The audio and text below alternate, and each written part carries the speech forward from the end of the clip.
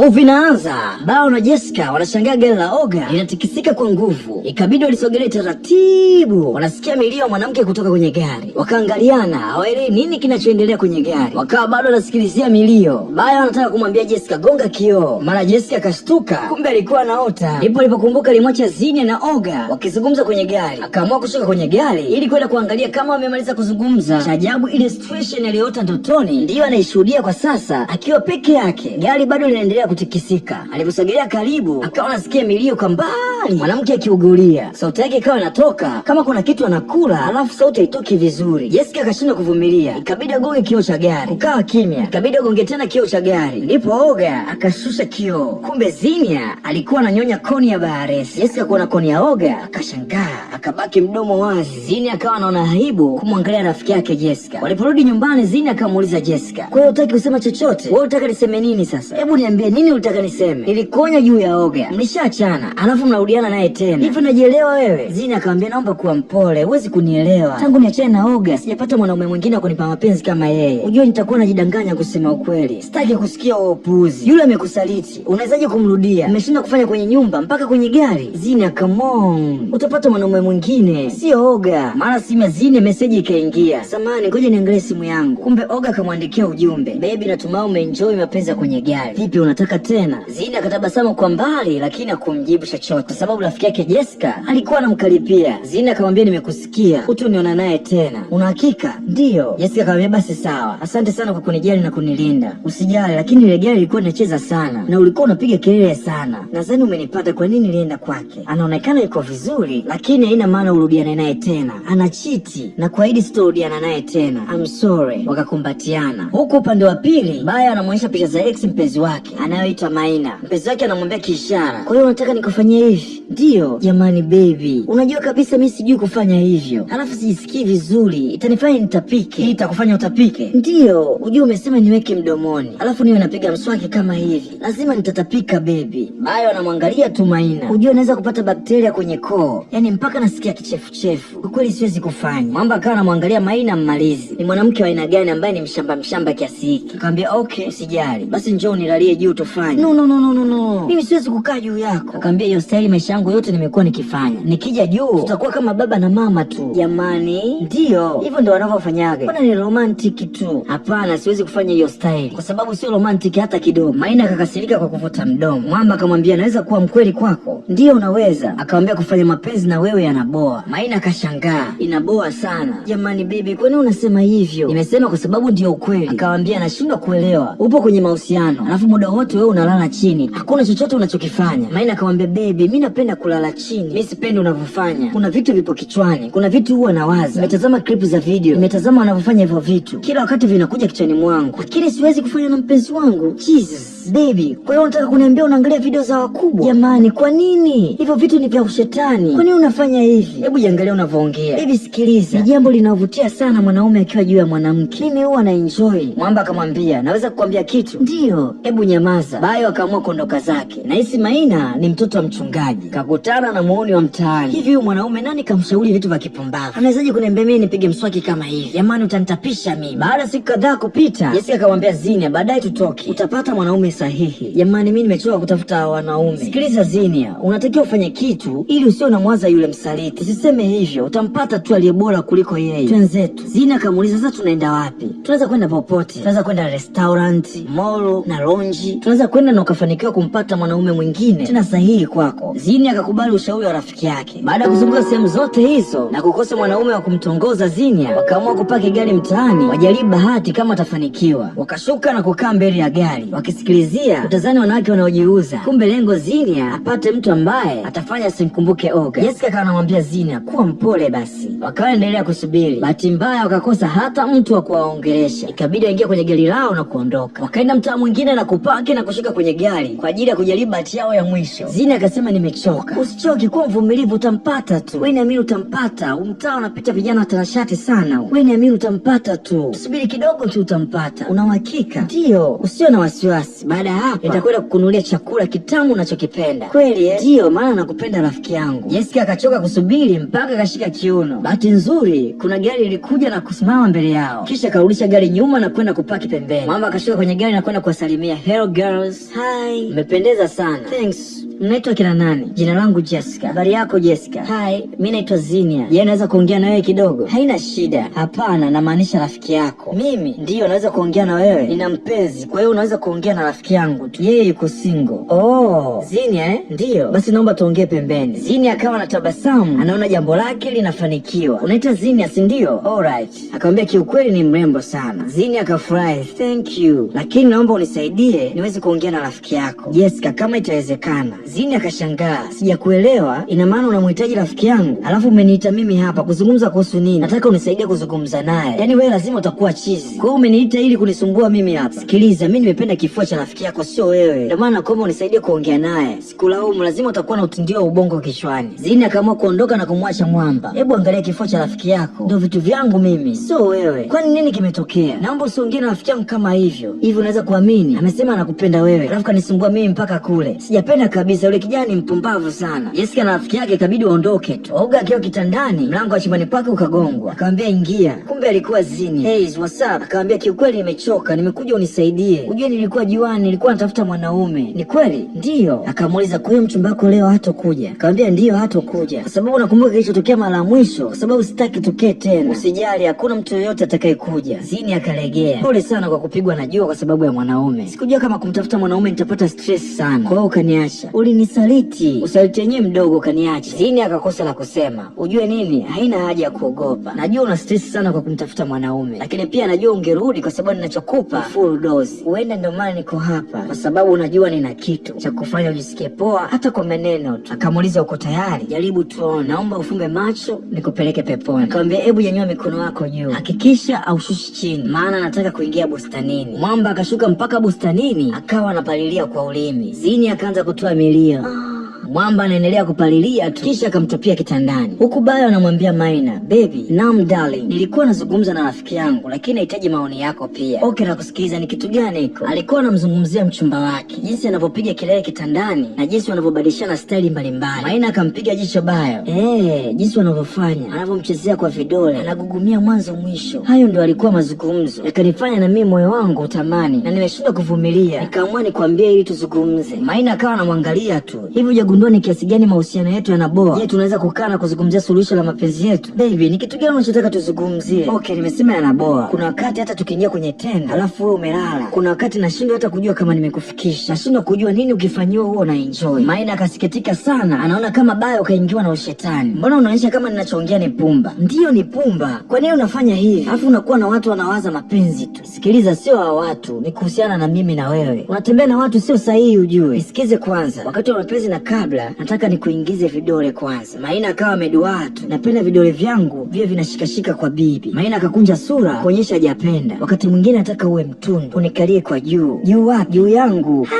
Hiyo juu yako. Ni kitu gani unaongea? Nishakwambia mara kibao siwezi kufanya hivyo. Umesema kwenye tendo weke vidole ndio unasikia raha. Huo ni upuzi. Hiyo sio maana mahusiano. Maana mahusiano ni true love. True love ni kupendana mimi na wewe. Unanipenda mimi na mimi nakupenda sana. Hayo ndo mapenzi. Yaani hivyo vitu unavyoongea kama ushetani kwenye masikio yangu. Unatembea na marafiki mabaya. Sitaki kukusahihisha. Baby, ujue nakupenda sana. Kwa hiyo samahani. Nataka mapenzi yetu yaende kama hivi. Sio huo ushetani wakutaka niingize uchafu kwenye mdomo wangu. Ni kinyaa. No, kwa kweli siwezi. Mwamba akamwambia okay. Ndiyo, haina haja. Kwa kweli siwezi. Kwa hiyo huwezi kufanya? Ndiyo, ina maana gani nikulalie juu? Nani sasa dereva? Mimi au wewe? Unachotaka tufanye hakikubaliki hata mbinguni. Kwa hiyo vizuri ni wewe kulala chini.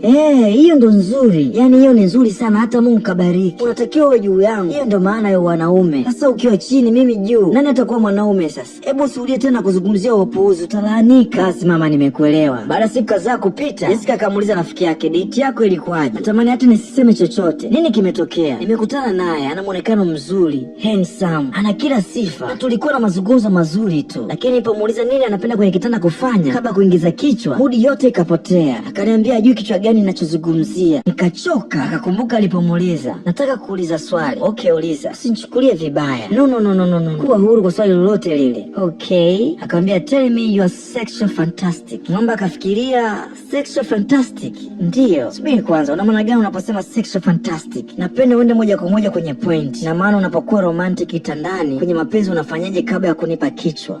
Nikiwa kitandani nakupaje sasa kichwa changu? Zini akashangaa. Hebu nenda moja kwa moja kwenye point. Unasema kitandani. Inakuwaje sasa nikupe kichwa changu? Zini akazidi kushangaa. Unajua sijaelewa. Zini akabaki kaduaa, ameni kwamba Mwamba bado hajaelewa kichwa gani kinazungumziwa. Mwamba akanywa bia, sijakuelewa bado. Zini akamwambia ujue nini? Naomba niondoke. Kwa nini? Siwezi kuendelea kubaki. Samahani. Mwamba akawa haelewi. Kwa sababu ya kichwa? Wewe nenda tu, mpumbavu. Kila saa kichwa.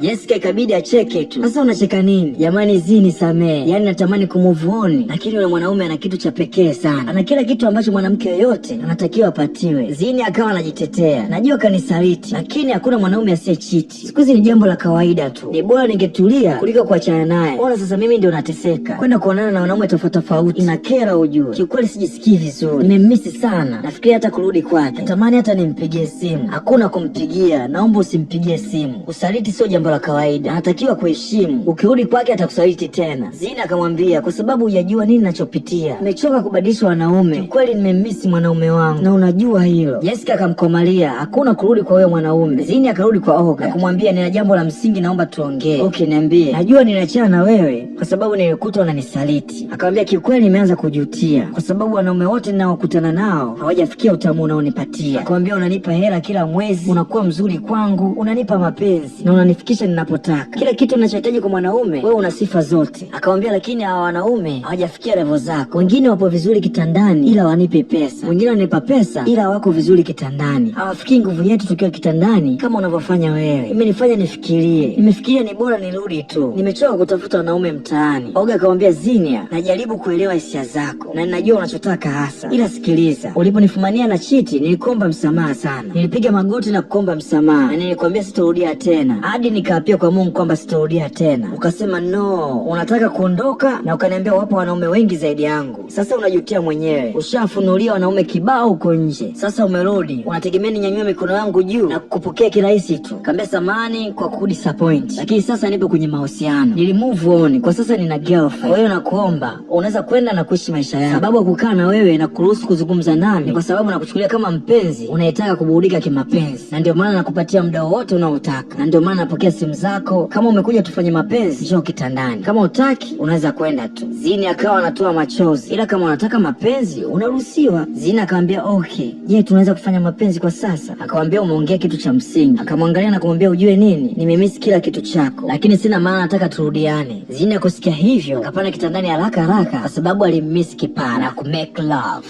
Aliporudi kwa rafiki yake Jessica, akamwambia hivi mimi na matatizo. Akamwambia yani nashindwa kabisa kuacha kumfikiria kipara. Kila wakati anataka kurudi kwake. Najua ni makosa yangu kwa sababu sijawahi kuwa na mwanaume kama yeye. Hakuna mwanaume wa kumlinganisha naye. Nimejaribu kumove on lakini nimeshindwa. Mungu wangu, sasa nitafanya nini? Nimempenda wewe mwanaume sana. Sidhani kama nitaweza kuishi bila yeye. Jessica akamwambia hebu kuwa mpole. Ujui ninavyoumia tu. Ujui nini amenizoesha yule mwanaume. Kila kitu kilikuwa sawa. Eti tumekuja kuachana kwa sababu ya kuchiti tu. Jessica akakosa cha kumshauri, lakini akaamua kumpa moyo kwamba atampata mwanaume anayeendana naye na utampenda na utamsahau Oga. Unaniamini? Ndiyo. Akamkumbatia Zinia ili kumfariji. Huko Abayo akaamua kumfukuza Maina. Maina akawa anaomba msamaha. Tafadhali nakuomba. Kwa nini sasa unaniomba? Sitaki uniombe. Sikiliza, kama unavyoona sio mapigano, ni kitu cha kuelewana tu. Kama mimi nilivyokuelewa. Jamani baby, nitabadilika na kwa pia nitabadilika. Hivi unaweza kunisikiliza? Ndiyo. Vizuri. Huwezi kufanya chochote ninachotaka na nimekuelewa, alright? Mwisho wa siku nimetambua wewe sio mtu sahihi kwangu. Kila mwanamke amepangiwa mwanaume wake, lakini mimi sijapangiwa wewe. No, huo ndio ukweli. Sikiliza, huu ni mwaka 2025. Alafu huwezi kufanya vitu ambavyo mwanaume atajisikia furaha. Unatakiwa uende kwa mwanaume unayeendana naye. Nisamehe sana, wewe ndio mwanaume wangu. Mimi sio. Ujue nini, nitabadilika. Huwezi. Hapana, kila kitu unachofanya nitaanza kufanya. Nitakula kichwa chako, tafadhali. Nakuomba usiniache. Akawa analia, jamani usiniache. Nitafanya unachotaka. Sisi ni watu tunaopendana, usiniache kipenzi. Maina akawa analia. Baada akamwambia sitaki kuonekana mtaani hapa nafanya vituko. Sawa, nataka mtu asijue kinachoendelea. Unaweza kuigiza kama vile akijatokea kitu hapa. Na kuomba uende. Maina akaachwa kwa sababu ameshindwa kwenda na mfumo wa watoto wa 2000. Baada ya wiki moja Jessica na Zinia wakaingia mtaani kujaribu tena kama atapata mwanaume ambaye atakizi haja zake. Wakati wanaendelea kuzungumza, Bayo naye alikuwa anapita. Alipoona akawa anawasogelea. Jamani, jua ni kali, mbona tutakoma? Alipokaribia akawapita kidogo kisha akarudi nyuma na kuwasalimia. Hello, hi, za mchana, nzuri. Bayo akamwambia Jessica, naweza kuongea na rafiki yako mara moja? Haina shida, tunaweza kuongea tu. Sorry, namaanisha wewe. Haina shida, unaweza kuongea naye tu.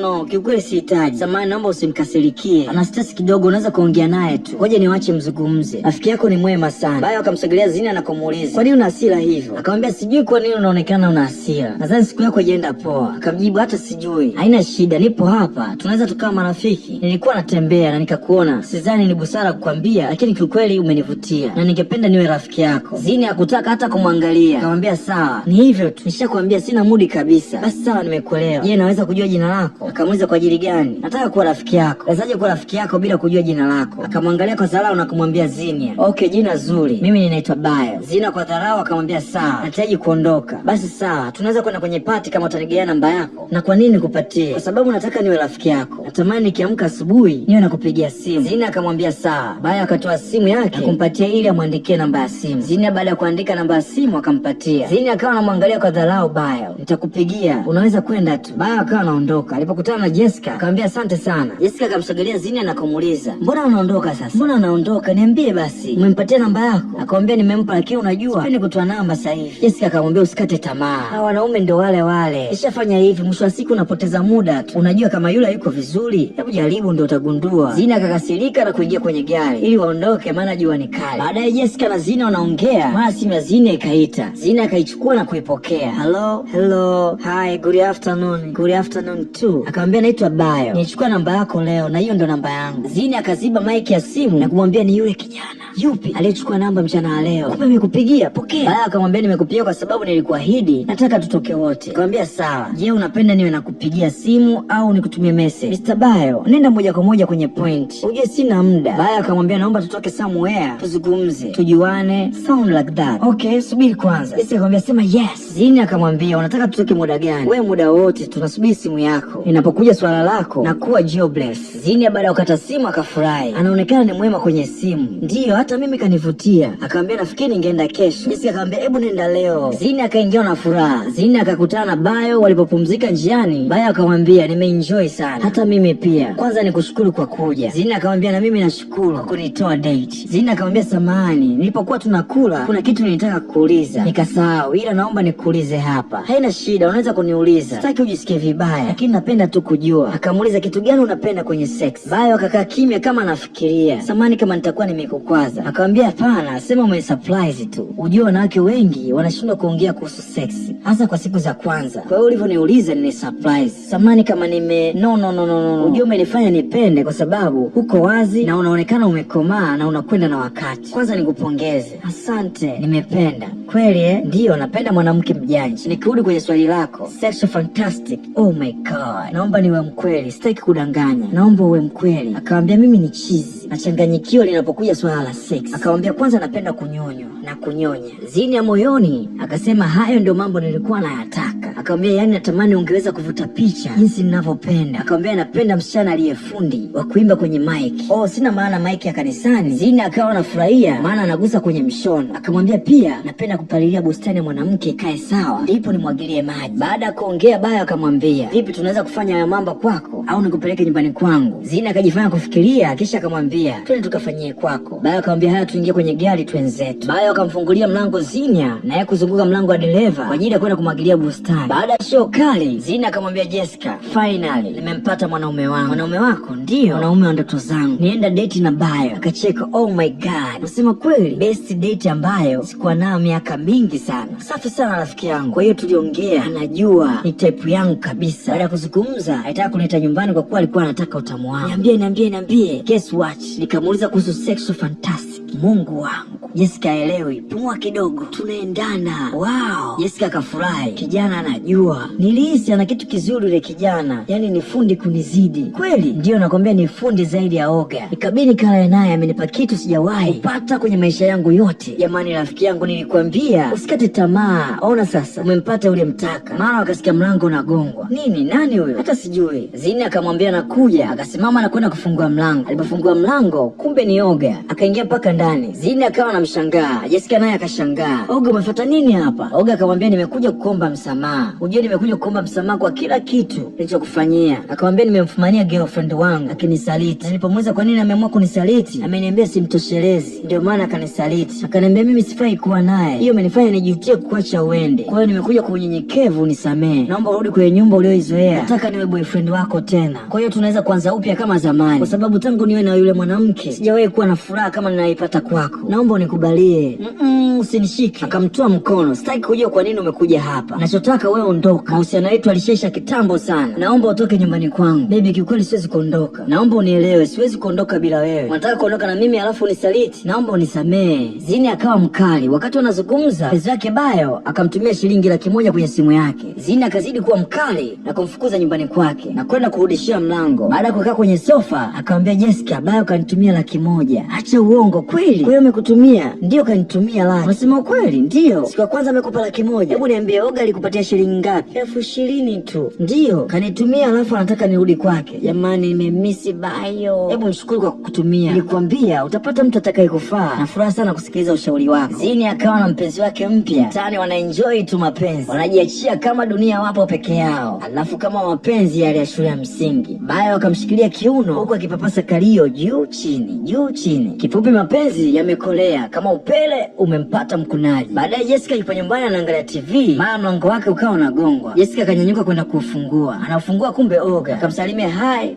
Oga akawa mpole na kumwambia Jessica, samahani kwa kukusumbua. Akamwambia naomba msaada wako. Okay. Akamwambia nimejaribu kumpigia rafiki yako lakini namba yake haipatikani. Akamwambia hata nikituma message asijibiwi. Nimekuja kuomba unisaidie kuongea naye. Jessica akamwambia nitajaribu kuongea naye lakini sikuahidi chochote, ila nitajitahidi ninavyoweza. Kuna haja ya kuniahidi chochote, ila Mungu akubariki. Akamwambia sawa, nimekuelewa, asante. Mimi naenda. Akamwambia nakutakia siku njema na kumwaga bai. Akamchungulia na kumsikitikia na kufunga mlango. Kesho asubuhi Zini na Jessica wanacheza bao. Jessica akamuuliza kwa nini kila wakati unanifunga? Akamwambia kwa sababu nina furaha. Kwa nini una furaha? Bayo kaniomba tutoke out. Anataka mtoke out? Ndio. Wow, nini umemjibu? Bila shaka nimekubali. Safi sana. Nitatoka naye, tunaenda kwake wikendi nzima na kuwa mama mwenye nyumba.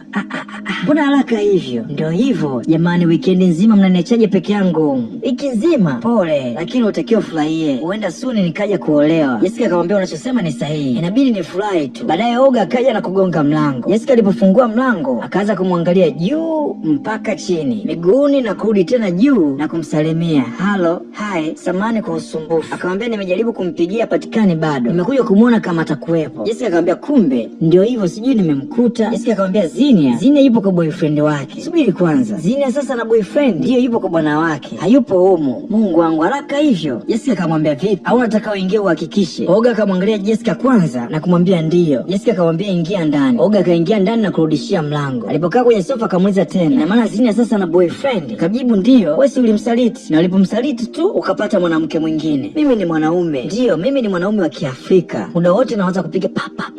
Sawa, wewe ni mwanaume wa Kiafrika. Lakini mmeachana tena. Unaona sasa? Lakini nampenda Zinia. Najisikia poa kila nikiwa naye. Yeye tunaendana kabisa. Mwanamke ambaye nahitaji kuwa naye. Imetokea kwa sababu ya makosa niliyofanya. Jessica akamwambia sio makosa yako, ila usiwe na wasi. Mimi pia nipo hapa. Jessica akamwambia mimi nipo hapa pia kukupa furaha. Oga akamwambia sijui kama unaweza kunipa furaha kama anayonipa Zinia. Nisikupe tumaini. Ana mwanaume na anampenda. Oga akamwangalia Jessica. Lakini na kitu nataka nikuambie. Kitu gani? Siku zote nilikuwa nataka kujua jinsi ulivyo mzuri kitandani. Na mimi niko vizuri kitandani. Hii ni nafasi nzuri kwetu kuitumia. Nipo hapa na wewe upo hapa. Basi tuonjane radha zetu ili niondoe picha kichwani. Subiri kwanza. Umejuaje mimi niko vizuri kitandani? Zinia ni rafiki yangu na kama unavyojua wanawake huwa tunazungumza. Oga acha kupretend. Najua uko vizuri. Hii ndio shida ya wanawake. Mwisho wa siku rafiki yake anataka kuonja. Na hivyo ndivyo unajaribu kufanya. Kweli nataka kulala na wewe kwa sababu na mimi nataka pia. Oga akamwangalia Jessica. Tufanye tu kama kujiburudisha. Kweli wewe sio mbaya. Yeah, kama unavyoona. sababu nilianza kumuona Zinia, lakini sasa nauona uzuri wako. Kiukweli ningeshindwa kukataa kwa huo utamu. Jessica akajiweka vizuri, lakini sitaki Zinia ajue, maana sitaki kuharibu rafiki wenu. Hii ni siri yetu tu, Zinia hawezi jua. I promise. Una uhakika? Ndiyo. Oga akawa anajiramba na kujing'ata kumaanisha kaelewa mzigo.